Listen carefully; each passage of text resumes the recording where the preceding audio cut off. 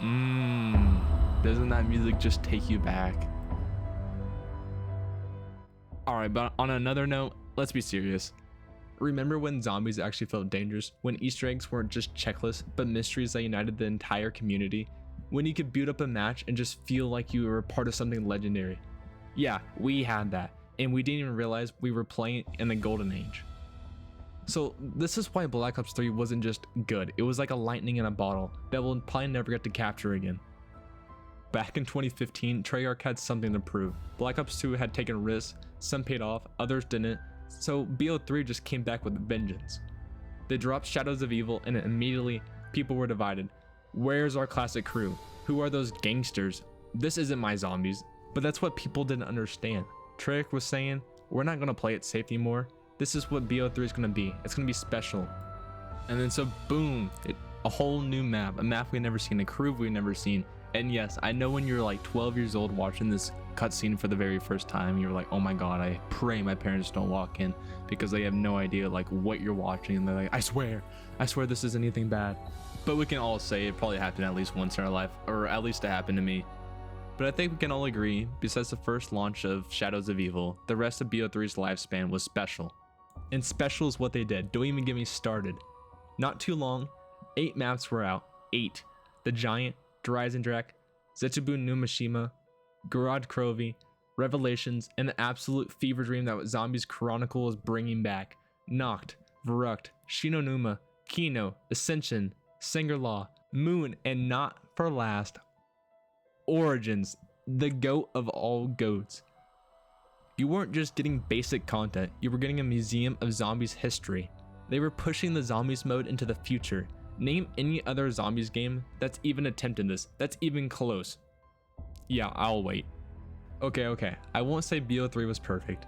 They did have some gameplay changes that were unique at the time, and I mean, not everyone loved them, but not everyone hated them. So, I mean, the movement system with wall running, sliding, some people hated it, some people thought it was too fast, some people thought it was just not zombies, but it was something different. And for the mode, it was game changing, it was revolutionary. And for the first time, skill wasn't just about running in circles. You could jump over the horde, you could wall run out of a corner, and you could slide under just random obstacles. The skill ceiling shot through the roof, and getting high round gameplay became an art form, not just a test of patience.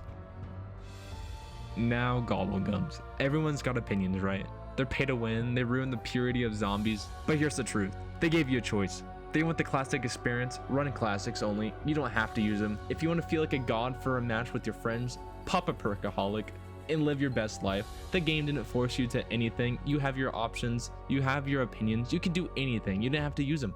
And let's be real, watching a squad coordinate their gobble strategies for a complex Easter egg, that was peak zombies, that was teamwork.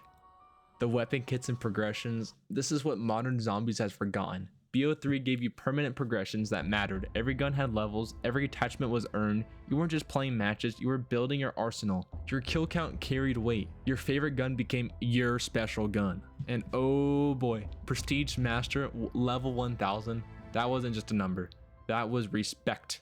You would see a level 800 in your lobby and think, okay, this person has lived in this mode. And you would probably just get carried the entire time, and you would carry you through all the hard parts of the Easter egg on whatever map you were trying to do. But enough yapping about the gameplay, let's get into the maps. The best map of all time, I don't care what anyone says, it can't be close. It's number 1 and number 2 isn't close. But Eisendrache, this map was beyond special. This map is what happens when developers listen. People wanted a spiritual successor to Origins, and Treyarch said, okay, but what if we just perfected it? 4 elemental bows, each with their own quest, a castle settling with gorgeous and functional boss fights that's challenging but fair, and the music during the boss fights was just amazing. Everything was perfect. This wasn't just your basic map, this was Treyarch reminding that everyone what they are the kings of, zombies. Eisendrache is a masterclass, and most games in their franchise haven't even came close since. Krovi, the map that everyone slept on in 2016, and the map everyone now says is underrated. From dragons, giant mechanical robots, the most challenging Easter egg in BO3, and zombies to this day, at least for me. This map had atmosphere. You genuinely felt like you were in an apocalypse, fighting for survival in a war-torn hellscape. And the weapons that came along with this map, like the Ray Gun Mark III, the Gauntlet, these weren't just regular wonder weapons, they were like power weapons in your dream. And then finishing that Easter egg for the first time, and oh my god, the storytelling was just insane. Shadows of Evil. The setup was complex, the rituals were confusing at first, and the community was very harsh on launch. But looking back, this map was ambitious. The 4 characters, I might start with this, but Jeff Goldblum, Ron Perlman, Heather Graham, Neil McDonough. It was a horror aesthetic that oozes style. The most unique wonder weapon in zombies history also came with this map, the Apothecan's Servant. Like, to just do the setup to get the gun in general was already kind of confusing and hard enough, but then once you got that gun, it was just round breaking. You were flying the rounds, nothing can stop you. But this map took risk, and while not everyone loved it, you gotta respect the audacity. When's the last time a zombies tried something this different? Zetsubou Nashima. Okay, real talk. Zetsubou is overrated. Yes, setup is long. Yes, the spores are annoying. Yes, the thrashers are aggressive, but this map has layers. The atmosphere is oppressive and perfect. The Skull and Nan Swip is incredibly powerful. The plant system, once you understand it, it adds strategy. The map doesn't just hold your hand in an era where every game babies you. So yes, for newer people, this map was incredibly hard, but after playing a few times and doing some run-throughs, you had a blast. And then once you finish the Easter egg, you're like, man, I actually did something challenging. I accomplished something. You just felt rewarded. The last big one of the DLCs and the maps in general, but Revelations, the last one, the Victory Lap, the greatest hits album. You're running through every iconic location from zombies history, mashed together in the perfect cosmic battleground. Kino Stage, Origins Trenches, Mom of the Dead's Bridge, Shangri-La's Temple. But was the Easter egg ending controversial? Absolutely. But a celebration of where zombies had been. This map is a pure fan service done right. But overall, the map was amazing, the gameplay was amazing, the weapon choice that we had available to us was fantastic.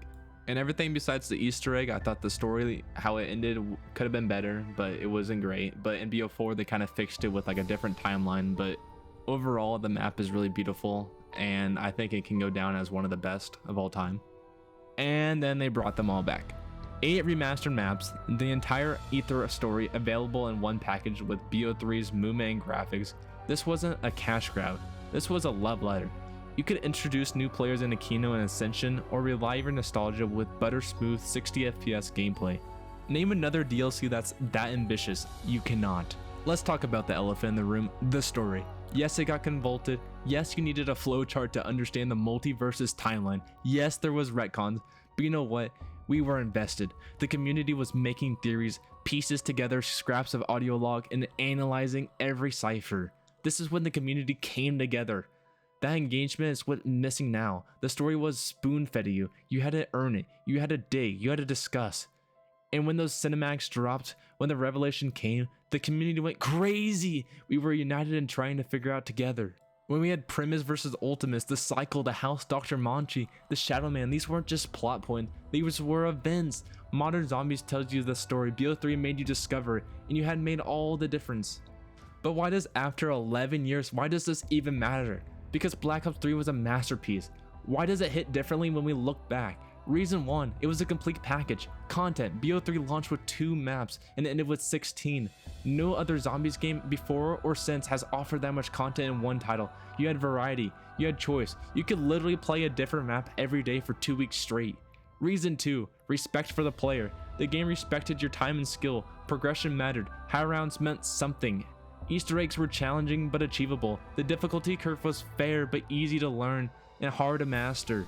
Reason 3, the community was at an all-time peak. The community was peaking. We had Noah J, Mr. Raffle Waffles, Mr. Delic JD, etc. We had so many different YouTubers. Everyone was making content. Everyone was hunting Easter eggs together. World's First actually meant something. There was mystery. There was excitement. Every new map launch felt like an event. Reason 4, it took risk. Treyarch didn't just play it safe when Shadows Evil came out. They could have been something else like Derice, but prettier. Instead, they gave us Nor gangsters and horror. They added advanced movement when they could have just kept it classic. They ended the Aether story when they could have just milked it forever. The courage to evolve while respecting the roots, that's what made it special. But now let me talk about why I'm here to have this conversation. Why does BO3 hit different in 2026? When we had Cold War, Vanguard, and Modern Warfare 3 zombies, I'm not here to trash on these newer ones, but Cold War has some great mechanics, Vanguard tried something different, and Modern Warfare 3's open world concept is interesting. But here's what they're missing. Identity. Modern Zombies feels like an afterthought, a mode that exists because it has to, not because there's a passion behind it. It's designed by a team, not by people who love zombies. The progression is shallow, operations that mean nothing, loadouts that remove the survival aspect, battle passes that expire. When we had Black Ops 3, it made you earn your power. Modern Zombies gives you the power and asks you to pay for cosmetics. The maps are simple, the Easter eggs are telegraphed, the mystery is done. Everything's explained immediately. There's no community hunt because there's nothing to hunt. Yes, Black Ops 3 wasn't perfect, Zetsubou was tedious, Krovi was bugged on Xbox for years, some Gobblegums were genuinely pay to win, the story got messy. But you know what? We can forgive those flaws because the core was incredible, the ambition was there, the passion was there. Just think about the memories with the boys when you're playing BO3, grinding to Eisendrache for the first time to get the lightning bow, finally completing that Shadows Easter egg with your squad. Maybe hitting around 100 for the first time, or maybe seeing Origins for the first time in years and falling in love all over again. Those memories, those feelings, that's why it's a masterpiece. BO3 wasn't just popular, it was literally defined as an era. It was the last time zombies felt vital, the last time it felt like the mode was evolving while honoring what made it feel so special. I can say for sure because this game was my childhood. We took it for granted. When BO3 was current, people complained, the movement's too fast, the story's too confusing, I want the old maps, and then we got the old maps, and then we got simpler stories, and then we got the slower movement, and then we realized we had it good. Black Ops 3 Zombies was the pinnacle, the accumulation of everything. Treyarch had learned from World War I to Black Ops 2, refined, and it was perfect. It was ambition, meeting execution, it was a content meeting quality, it was challenge meeting fairness, it was magic. So here's to Black Ops 3, the game that trusted us to be smart enough for its story, skilled enough for its gameplay, dedicated enough to earn our rewards, the game that made zombies matter, and the game that proved to you that you can't recapture lightning in a bottle. You can only be grateful that you experienced it when you had it. We didn't just play Black Ops 3, we lived it. So let me know what's your favorite BO3 Zombies memory or Black Ops 3 memory in general. Let me know in the comments. And don't forget, Black Ops 3 is a masterpiece.